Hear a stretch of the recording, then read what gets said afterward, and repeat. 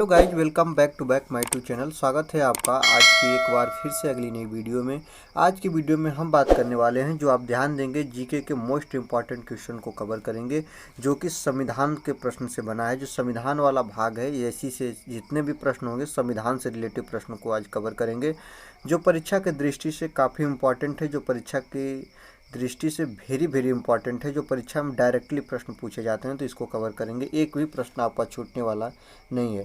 तो video start करने से पहले आपसे पुनः अनुरोध है कि चैनल पर नए हैं तो चैनल को वैसे ही सब्सक्राइब करें, बेल आइकन को प्रेस करें, और वीडियो अच्छी लगे तो ज़रूर से ज़रूर लाइक करें और दोस्तों के साथ अधिक से अधिक शेयर करें। चलिए देखते हैं, संविधान सभा का गठन कब किया गया था। तो जो संविधान सभा का गठन था वह जुलाई 1946 में किया गया था। यहीं पे 2 नंबर देखेंगे कि संविधान सभा की पहली बैठक कब हुई थी।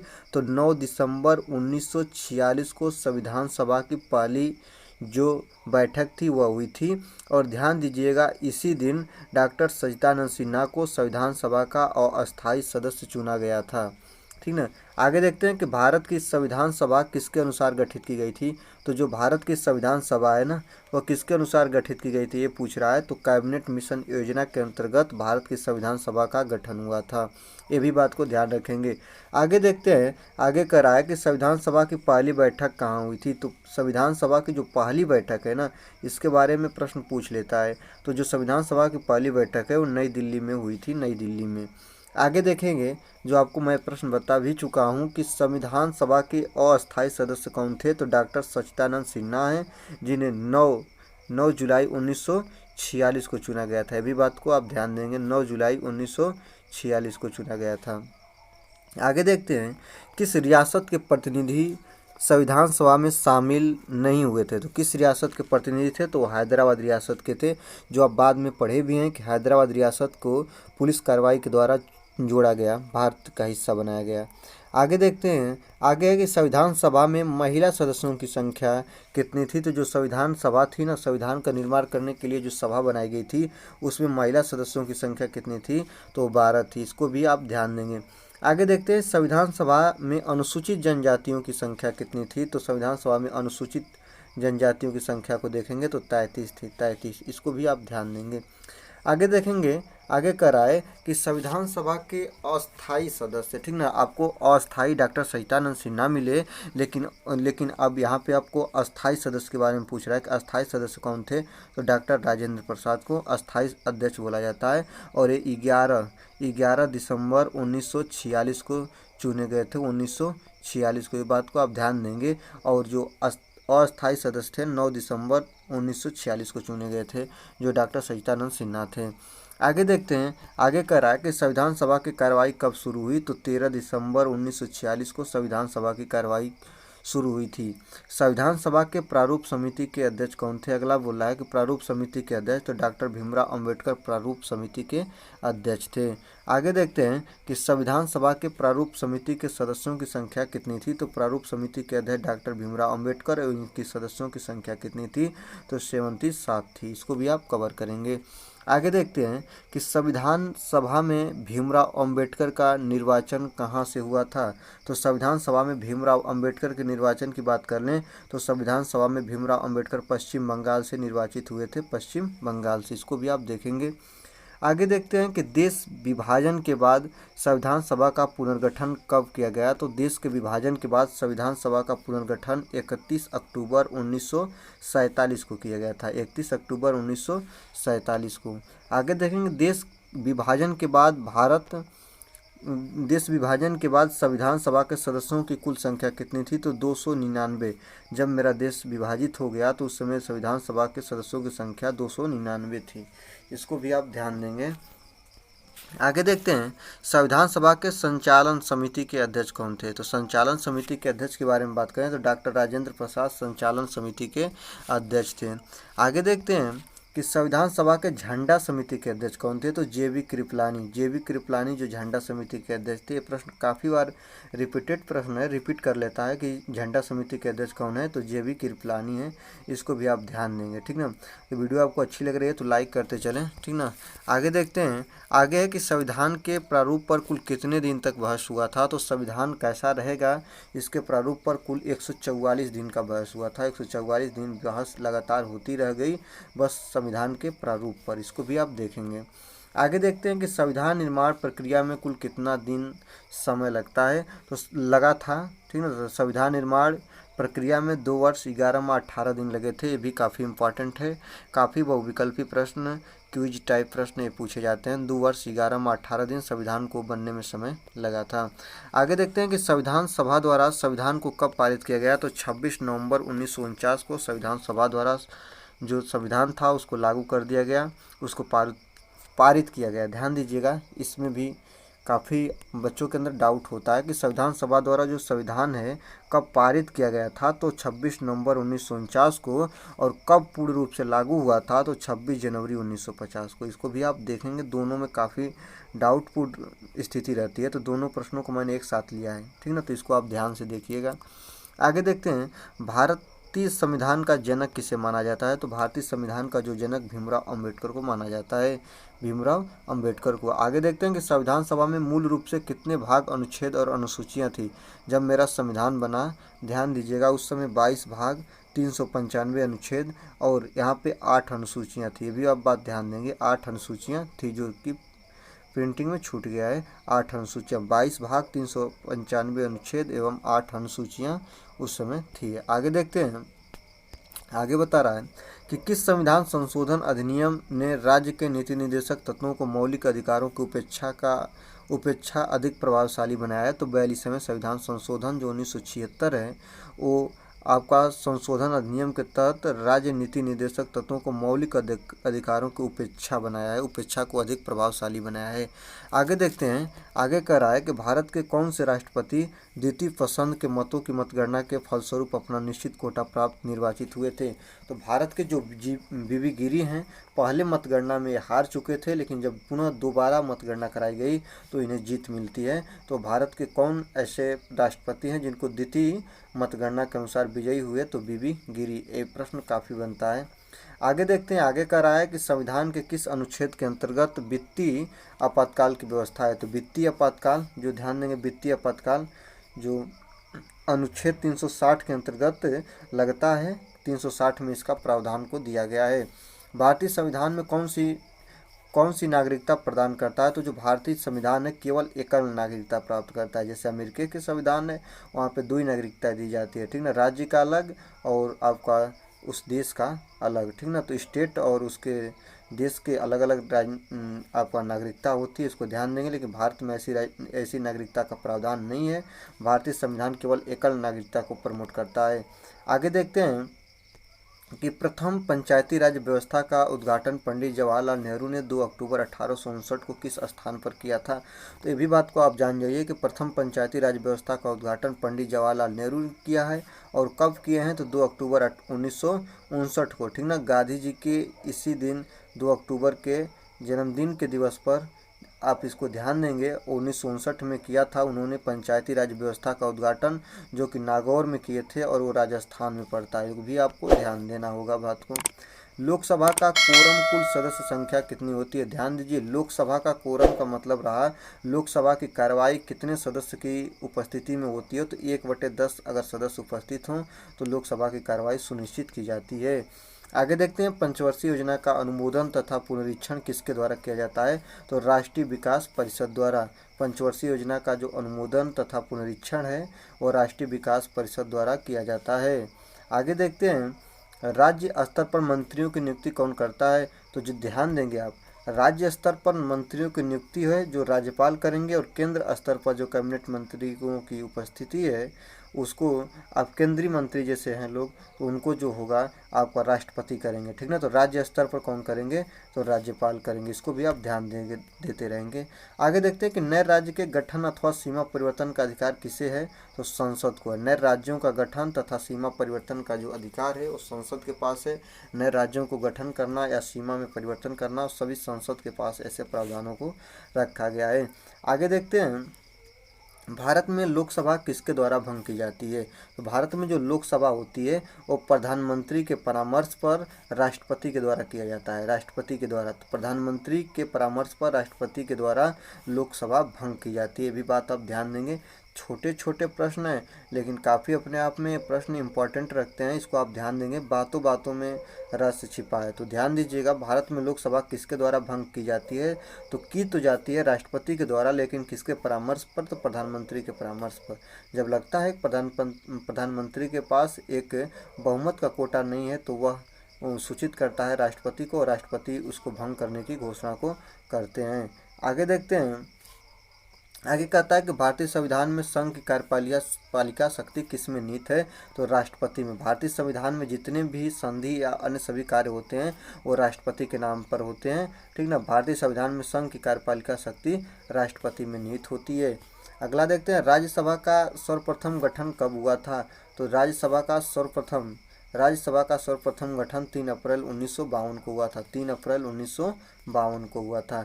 आगे देखते हैं, संसद का कोई भी सदस्य हो वह अपने अध्यक्ष की पूर्व अनुमति के बिना कितने दिनों तक सदन से अनुपस्थित रहे या स्थान रिक्त घोषित कर दिया जाएगा। तो ध्यान दीजिए, कोई भी संसद का सदस्य है, जैसे लोकसभा या राज्यसभा का, दोनों में से किसी का, अगर वह बिना अध्यक्ष को बताए 60 दिनों से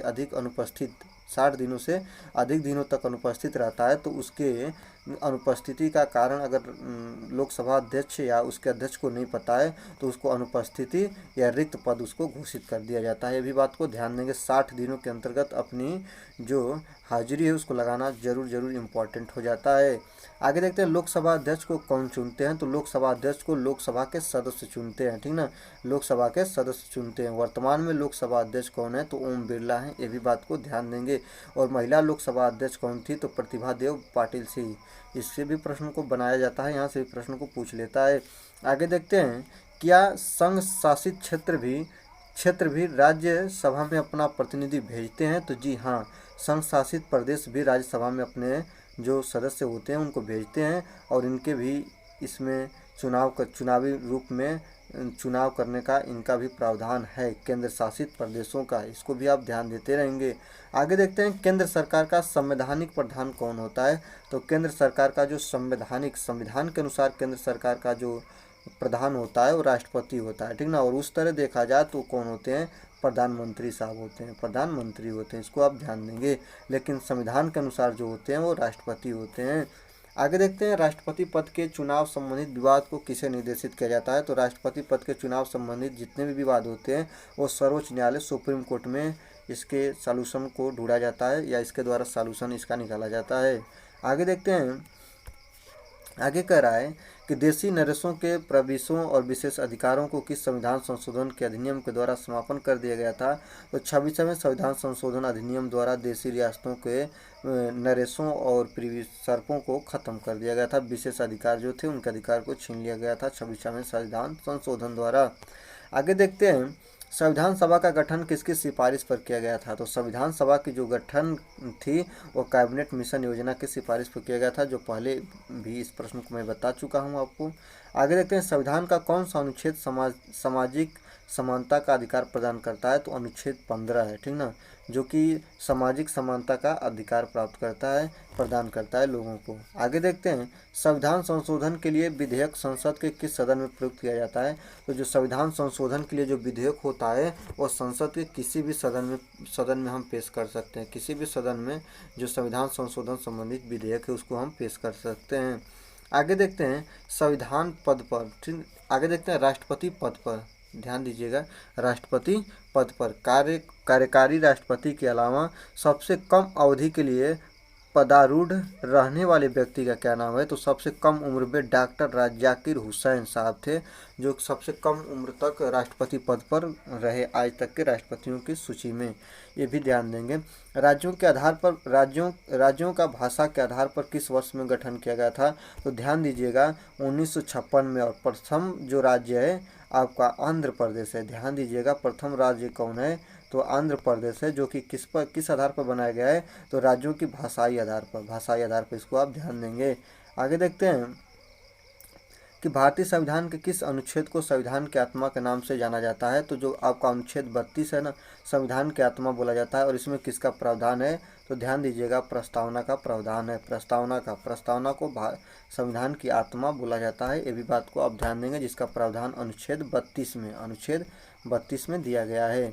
आगे देखते हैं बिहार विधानसभा में सदस्यों की संख्या कितनी है? तो बिहार विधानसभा में सदस्यों की संख्या 243 है। 243 है, ठीक ना। और ध्यान देंगे उत्तर प्रदेश में जो सदस्यों की संख्या 203 से 204 है, ठीक ना। 403 से 404, जो इस समय वर्तमान में 403 ये संख्या है। किसमें? यूपी में। और जो आप बिहार में देखेंगे 243 है। इसको भी आप देखेंगे।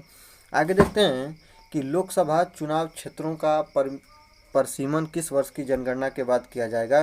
तो लोकसभा चुनाव के क्षेत्रों का परिसीमन 2026 की चुनाव के बाद, जो लोकसभा का चुनाव बीत जाएगा 2026 वाला, तो उसके बाद जनगणना का प्रावधान को किया जाएगा।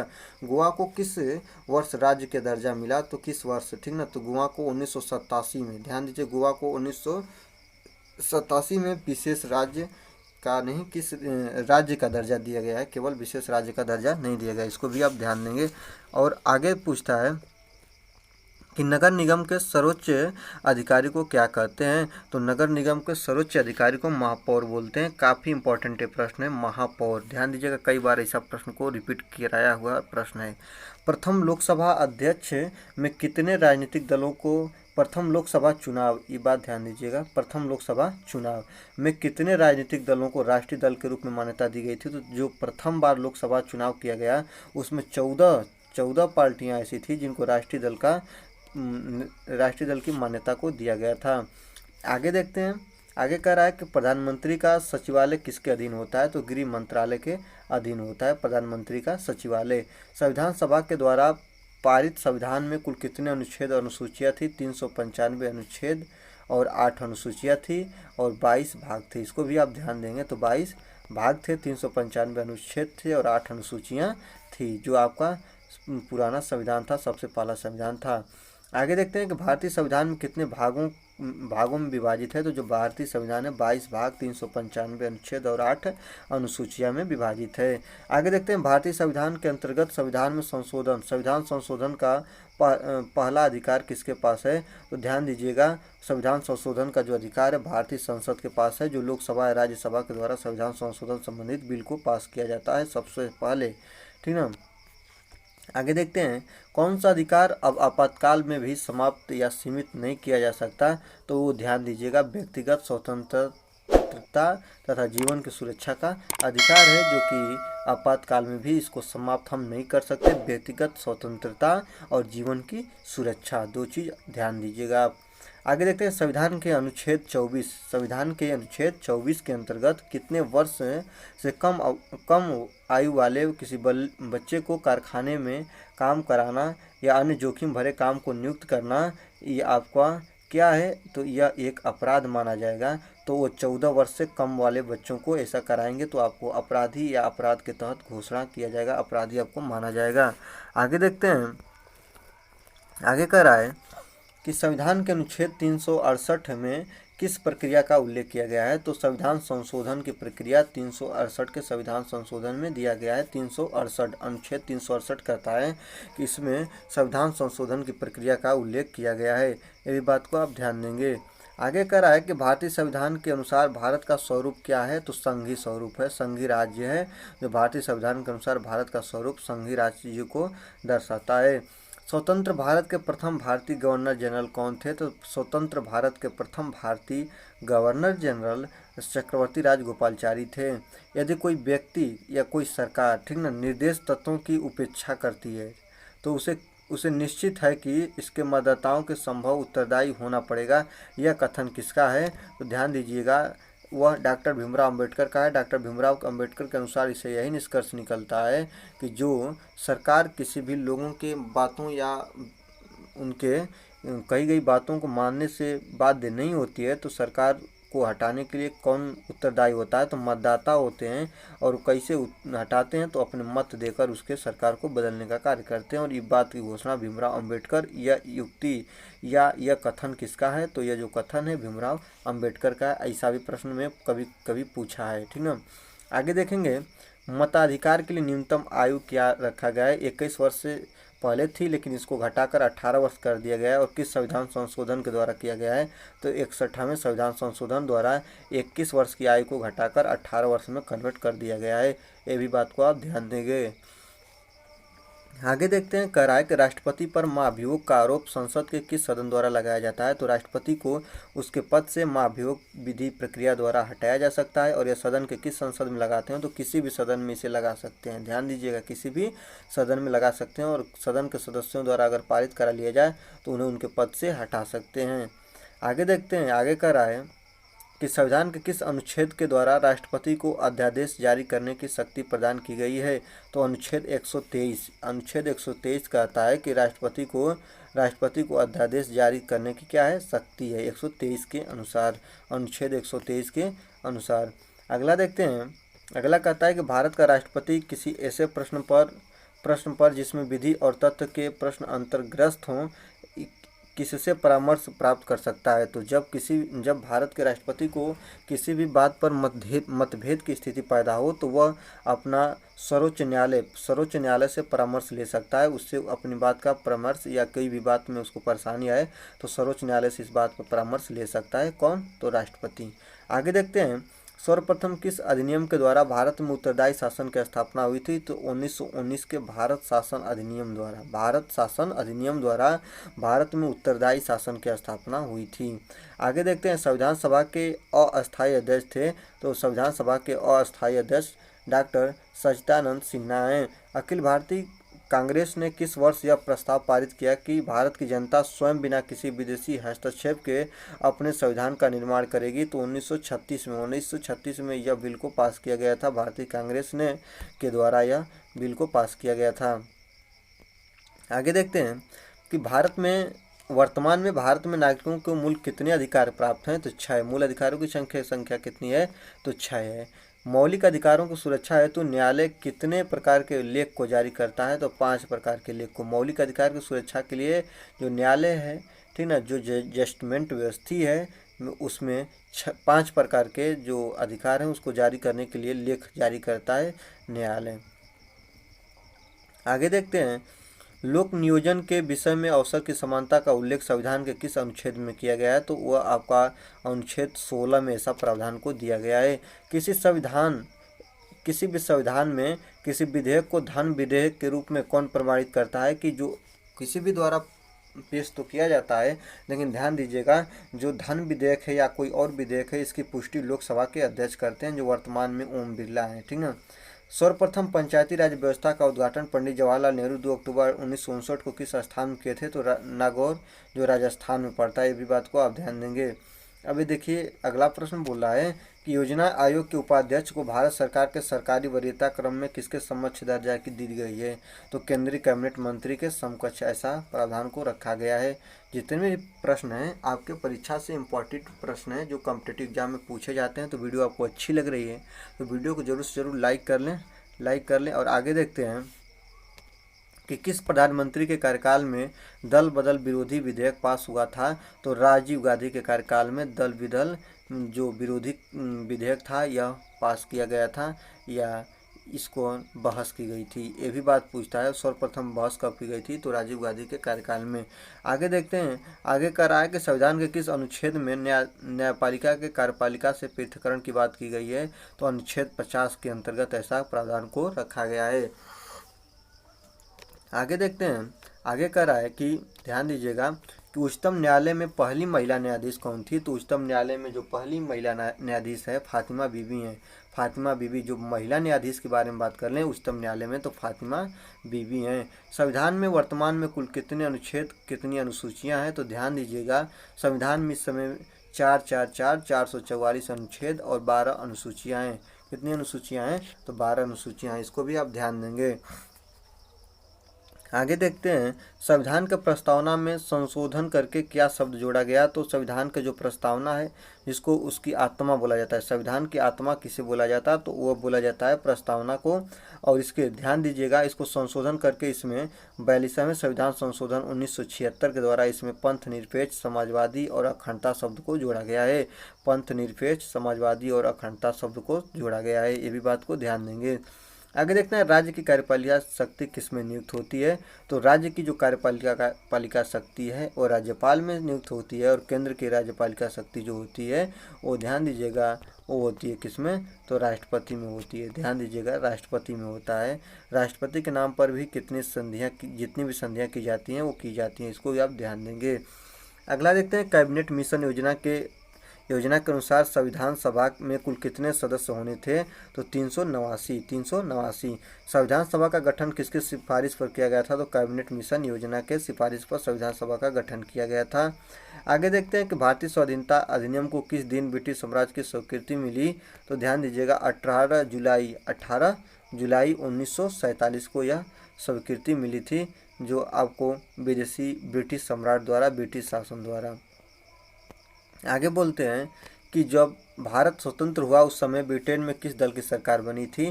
तो जब भारत स्वतंत्र हुआ तो उससे पहले ही यह बात रखी गई थी कि जब अगर ब्रिटेन में लेबर पार्टी की सरकार बनती है तो भारत को क्या किया जाएगा, मुक्त कर दिया जाएगा, ठीक ना, शासन व्यवस्था से मुक्त कर दिया जाएगा।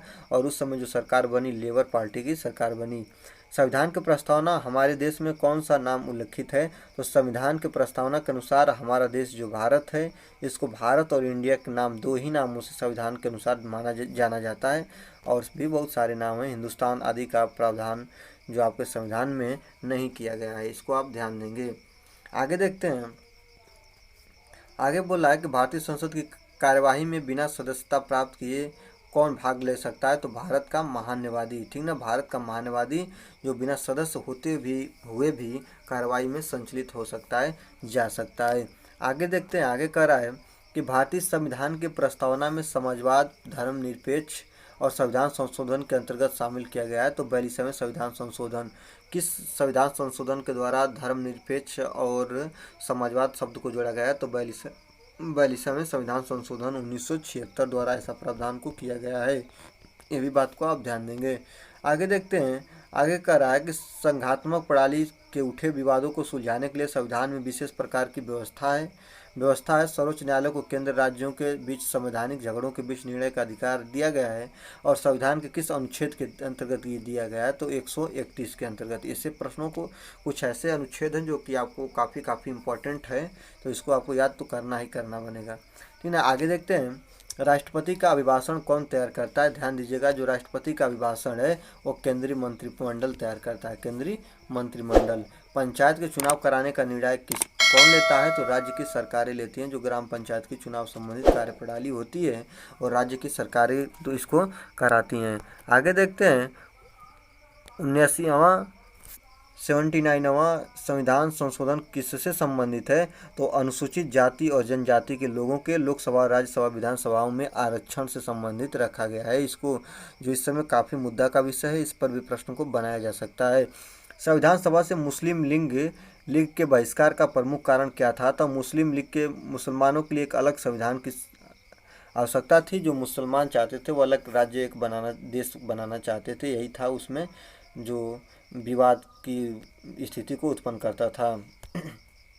आगे देखते हैं, संविधान के निर्माण की दिशा में उल्लेखनीय योगदान देने वाले उद्देश्य प्रस्ताव का संबंध किससे है, तो पंडित जवाहरलाल नेहरू, जो कि संविधान की आत्मा बोला जाता है। उद्देश्य पंडित जवाहरलाल नेहरू हैं जो इसको देने का कार्य किए थे, और यही कारण इनका निर्माणकर्ता या भारत के ये प्रथम प्रधानमंत्री के नाम से इन्हें हम जानते हैं।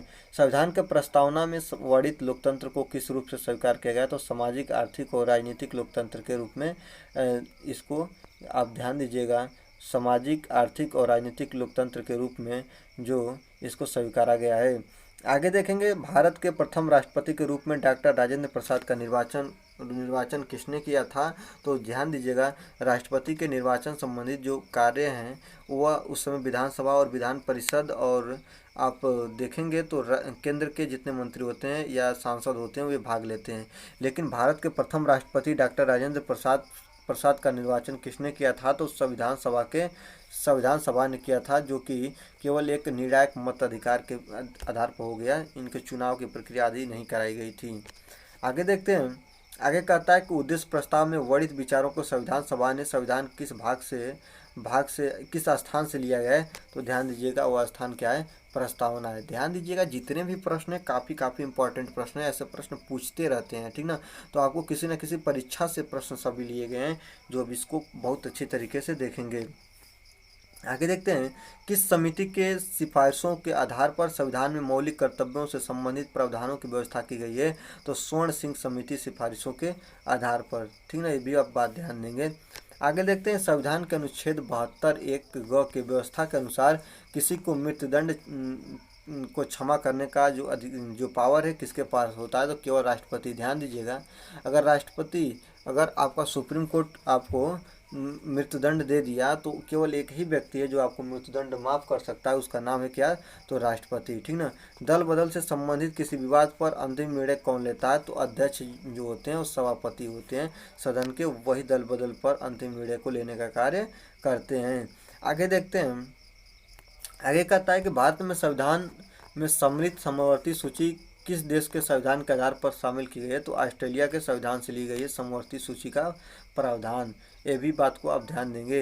अनुसूचित क्षेत्र में प्रशासन से संबंधित प्रावधान संविधान के किस अनुच्छेद में है। तो 5वीं अनुसूची में, ये भी बात को ध्यान देंगे। और अगला देखते हैं कि भारत सरकार में विभिन्न मंत्रालयों और विभागों ने कार्यों को बंटवारा कौन करता है। तो ध्यान दीजिएगा, मंत्रिमंडल सचिवालय करता है, जो कि विभिन्न कार्यों का निपटारा। आगे देखते हैं कि भारत सरकार ने 1956 में संविधान के किस संशोधन द्वारा जम्मू कश्मीर राज्य को भारत का प्रांत बनाया। तो सातवां संविधान संशोधन जो था, 117वां संविधान संशोधन के रूप में भी इसको मानते हैं। और जो ये प्रश्न है यह विवादों के रूप में पड़ा है, इसको ध्यान दीजिएगा। तो इसका बात आपको हमको कमेंट बॉक्स में बताएंगे जो इसका करेक्ट आंसर क्या होगा। आगे देखते हैं, नियंत्रक को महालेखा परीक्षक के वेतन आदि सभी न्यायालयों के न्यायाधीश वेतन आदि के बराबर रखा गया है, जो किसका प्रावधान है। तो उच्चतम न्यायालय का प्रावधान है कि जो कितना को वेतन देना कितना है, ये भी बात को आप ध्यान देंगे। आगे देखते हैं कि देश में केवल 2 संघ राज्यों क्षेत्रों में विधानसभाएं हैं। ये संघ राज्य क्षेत्र कौन है। तो दिल्ली है, और एक क्या है आपका पांडिचेरी है। ये भी बात को आप ध्यान देंगे। तो आज की वीडियो में बस इतना ही, मिलते हैं अगले वीडियो में। वीडियो अच्छी लग रही है तो वीडियो को जरूर से जरूर आप लोग लाइक कर लें। चैनल पर नए हैं तो चैनल को शेयर करें, और चैनल पर नए हैं तो चैनल को सब्सक्राइब कर लें और दोस्तों के साथ अधिक से अधिक शेयर करें। तब तक के लिए धन्यवाद, देखते हैं अगले वीडियो में। तब तक के लिए धन्यवाद, देखते रहिए क्लास सॉल्यूशन।